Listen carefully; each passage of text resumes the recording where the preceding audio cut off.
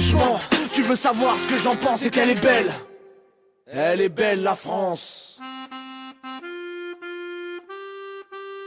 Pourquoi les quartiers populaires, donc malgré l'urgence de leur situation politique, sont complètement concernés par les enjeux internationaux. Premièrement, on peut dire que les ingérences économiques et politiques dans les pays du Sud, ils ont une répercussion politique et idéologique directe sur l'immigration en France.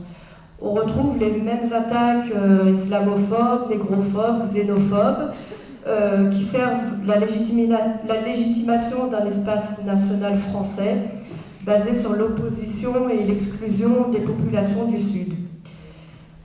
C'est ainsi qu'on construit une peur de l'islam qui dénigre et délégitime la lutte contre l'oppresseur, qu'il soit impérialiste, colonial ou complice de l'impérialisme.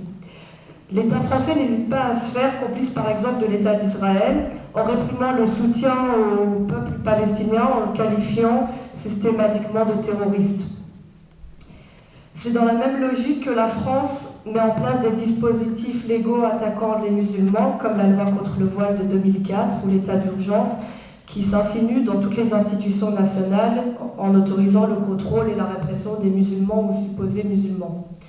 Donc pour donner un exemple, dans les institutions scolaires et médicales, on a tous des directives pour dénoncer les élèves sur des critères complètement subjectifs, c'est-à-dire que c'est à l'éducateur, l'infirmière ou le professeur de dénoncer des élèves supposés terroristes. Voilà. Donc on procède de même logique. La lutte pro-palestinienne est terroriste. Les enfants arabes ou noirs en France sont tous des terroristes en puissance. Sont aussi les discours assassins du tout jeune Macron contre les réfugiés, jeune président Macron contre les réfugiés comoriens qui tentent souvent au prix de leur vie d'accéder au territoire de Mayotte.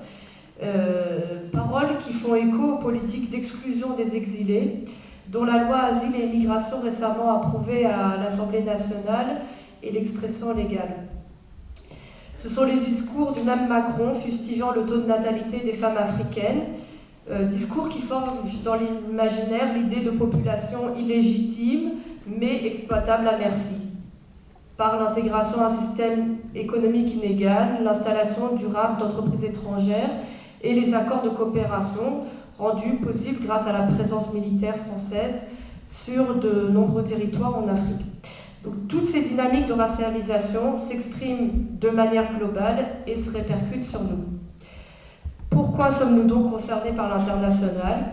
Parce qu'il y a probablement aussi une continuité historique entre les luttes de libération nationale anticoloniale, dont les populations actuelles sont les héritières et qui nous apprennent aujourd'hui que notre héritage est toujours vivace.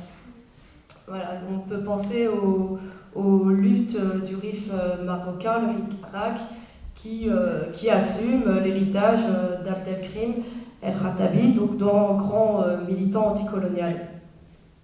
Donc pour nous présenter ces luttes, nous avons